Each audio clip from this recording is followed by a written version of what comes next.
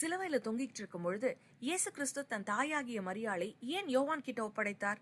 ஏன் தன் சகோதரர்கள் கிட்ட ஒப்படைக்கல? உங்களுக்கு தெரியுமா? மத்தேயு 13:55 வாசிக்கிறோம், இயேசுவுக்கு யாக்கோபு, யோசே, சீமோன், யூதான்னு 4 சகோதரர்களும் சகோதரிகளும் இருந்தாங்கன்னு. இவங்க எல்லாரும் மரியாளுக்கும் யோசேப்புக்கும் இயேசுவுக்கு பிறகு பிறந்தவர்கள். சிலருடைய கருத்து என்னன்னா, இந்த 4 பேரும் யோசேப்புடைய முதல் மனைவிக்கு பிறந்தவர்கள்னு சொல்றாங்க. அவங்க இறந்த பிற்பாடு அவர் மரியாளை திருமணம் செய்து கொண்டார்னு சொல்றாங்க. இந்த கூற்று உண்மைனா இவர்கள் எல்லாம் இயேசுவுக்கு மூத்தவர்கள், இயேசுதான் கடைசி பிள்ளை. அப்படி இருக்கும் பொழுது இயேசு கடைசி பிள்ளையா இருந்தா தன் தாயை அவர் எப்படி இன்னொருத்தர் பொறுப்புல கொடுக்க முடியும்? இதுக்கான எந்த ரைட்ஸும் அவருக்கு இல்லையா? சோ இந்த பாயிண்ட் ரூல்ட் அவுட். யூத கலாச்சாரத்தின்படி ஒரு யூத ஆண்மகன் 30 வயது அடைந்தாதான் அவன் ஒரு மெச்சூர்ட் பர்சனா, குடும்ப மற்றும் சமூக பொறுப்பு நிறைஞ்சவனா, பிசிக்கலி அண்ட் எமோஷனலி பக்குவப்பட்ட ஒரு பர்சனா, சுயமா முடிவுகளை எடுக்கக்கூடிய திராணி மிகுந்த ஒரு ஆணா கருதுனாங்க. இது அன்னைக்கு யூதர்கள் மத்தியில இருந்த ஒரு கலாச்சார வழக்கம்.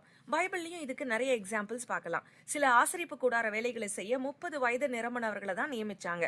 தாவீது ராஜாவானது 30 வயசுல, யோசேப்பு அதிகாரியானது 30 வயசுல, எசேக்கியேல் ஊழியத்துக்கு அழைக்கப்பட்டது அவருடைய 30வது வயசுல.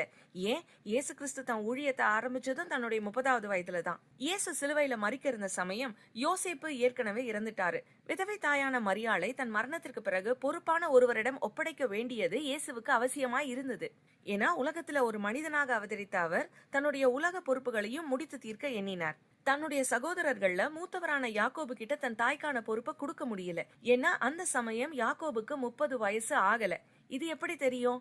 கிழக்கிலிருந்து சாஸ்திரிகள் இயேசுவை பணிந்து கொள்ள வராங்க இல்லையா?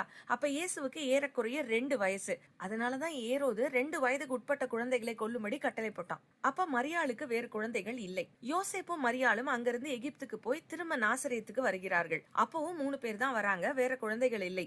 ஏரோது இறந்த பீரியட், இவர்கள் திரும்பி வந்த பீரியட், இதையெல்லாம் கால்குலேட் பண்ணின வேத ஆராய்ச்சியாளர்கள் சொல்றாங்க, அந்த சமயத்துல இயேசுவுக்கு 4 வயதுல இருந்து 6 வயதுக்கு இடைப்பட்ட வயது தான் இருக்கும்னு. சோ நாசரேத்துக்கு வந்த பிறகுதான் யோசேப்புக்கும் மரியாளுக்கும் மற்ற பிள்ளைகள் பிறந்தார்கள். அதனால இயேசுவுக்கு குறைந்தபட்சம் 5 வயது ஆன பிறகுதான் அவர்களுக்கு யாக்கோபு பிறந்திருக்கிறார். இயேசு 33 வயசுல சிலுவையில தொங்கும் பொழுது மரியாளுடைய அடுத்த குமாரனாகிய யாக்கோபுக்கு 30 வயசு இன்னும் ஆகல. அதனால அவர்கிட்ட மரியாளுக்கான பொறுப்பை இயேசுவால கொடுக்க முடியல. அதனாலதான் தனக்கு மிகவும் அன்பான தன்னுடைய சீஷனாகிய யோவான் கிட்ட மரியாளை ஒப்படைக்கிறார். யாக்கோபுக்கு 30 வயது ஆகும் வரை யோவான் மரியாளை பராமரித்தார். பின்பு யாக்கோபிடம் ஒப்படைத்தார். ஏன்னா அதுக்கப்புறம் யோவான் எபேசுக்கு போகிறார், ரோமாபுரிக்கு போகிறார், அவரை பத்மு தீவுல போடுறாங்க. அப்பெல்லாம் மரியாள் அவர் கூட இல்ல. அடுத்த எபிசோட்ல வேற ஒரு வேத பின்னணியோடு மீண்டும் சந்திப்போம். இந்த மெசேஜ் உங்களுக்கு யூஸ்ஃபுல்லா இருந்தா மத்தவங்களுக்கு ஷேர் பண்ணுங்க.